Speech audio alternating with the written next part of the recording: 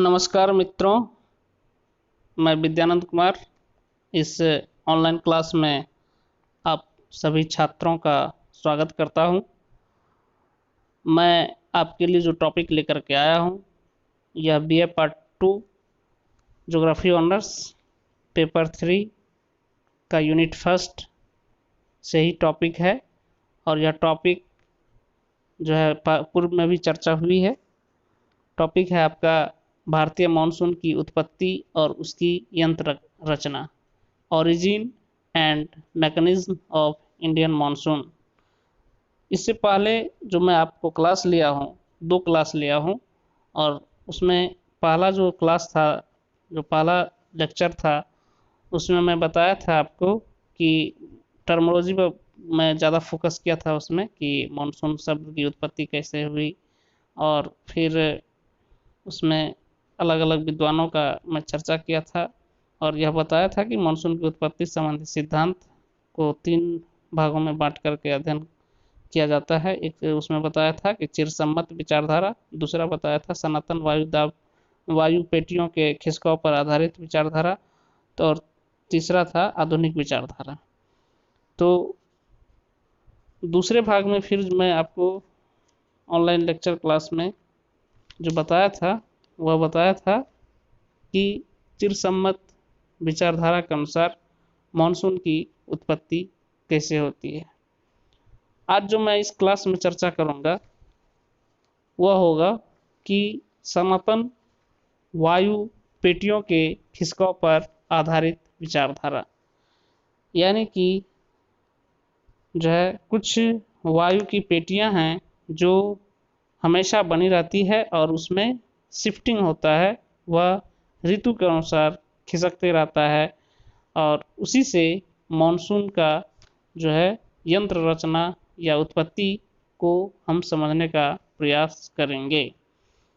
तो इस विचारधारा के अनुसार मानसूनी हवाओं की उत्पत्ति सनातन वायुदाब पेटियों के मौसमी खिसकाव से होता है।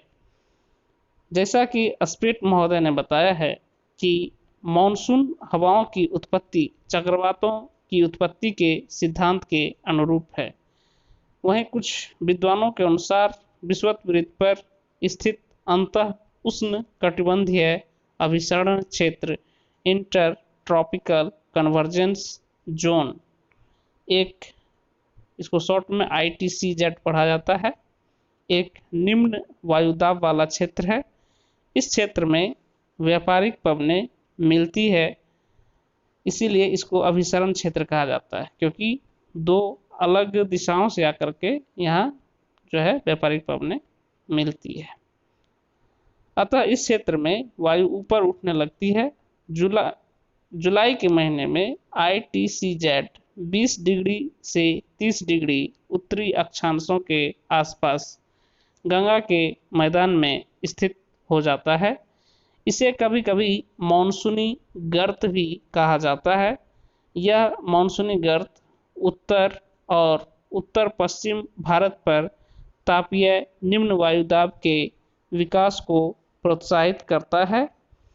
ITCZ का उत्तर की ओर खिसकने के कारण दक्षिणी गोलार्ध की ट्रेड विंड्स 40 डिग्री से 60 डिग्री पूर्वी देशांतरों के बीच विषुवत वृत्त को पार कर जाती है।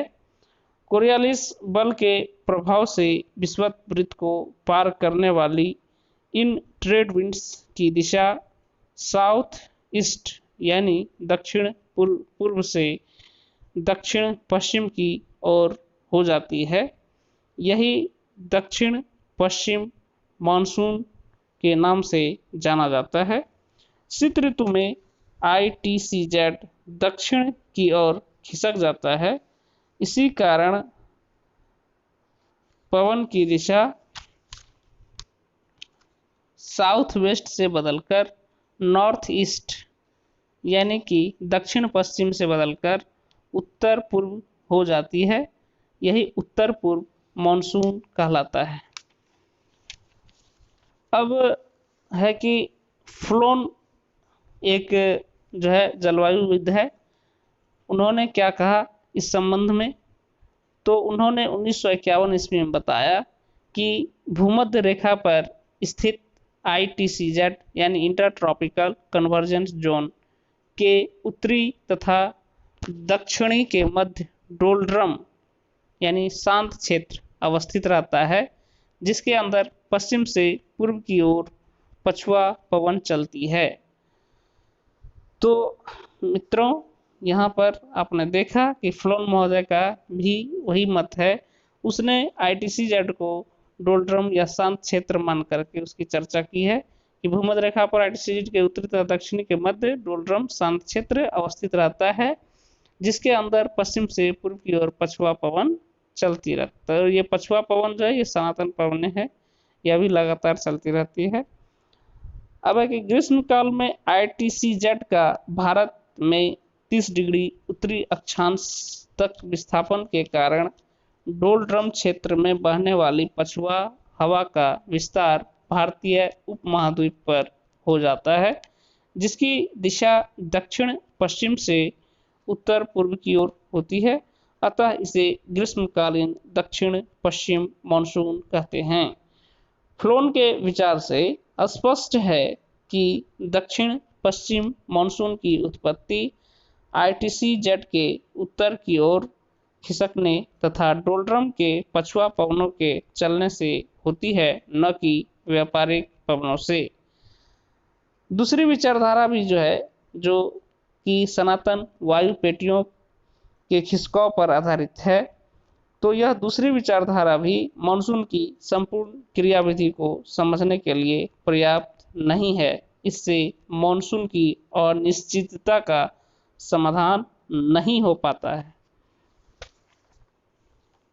तो यहाँ तक आपने देखा कि वायु पेटियों के खिसकाव से किस तरह जो है मानसून की उत्पत्ति या यंत्र रचना प्रभावित होती है। तो मैं उम्मीद करता हूँ कि आप इसको भलीभांति समझने का प्रयास किया होगा और बहुत हद तक आपने समझा होगा। आप इसका जब अध्ययन करेंगे बुक्स में तो आपको और भी अच्छी तरीके से समझ में आएगा। अब इसमें एक और विचारधारा बच गया है, जो आधुनिक विचारधारा है कि मानसून की उत्पत्ति से संबंधित यह आधुनिक विचारधारा क्या कहता है। तो इस पर चर्चा मैं करूंगा आपको इस ऑनलाइन क्लास के अगले भाग में, यानी कि वो लेक्चर होगा मेरा चौथा लेक्चर होगा, और उसमें मैं इस टॉपिक को कोशिश करूंगा कि आपका समाप्त हो जाए। तो उसमें जो मैं बताऊंगा आपको, चर्चा करूंगा जेट वायुधारा के बारे में चर्चा करूंगा कि किस तरह से मानसून की उत्पत्ति का संबंध जेट वायुधाराएं से है। फिर मैं चर्चा करूंगा तिब्बत का पठार से क्या इसका संबंध है। फिर चर्चा करूंगा महासागरीय प्रभाव का, जिसमें एल नीनो का चर्चा होगा। फिर आपका चर्चा होगा दक्षिणी दोलन का चर्चा होगा। फिर मेडागास्कर हाई का चर्चा होगा, और इस तरह से आपका तब यह टॉपिक कंप्लीट हो जाएगा। तो आज के लिए इतना ही।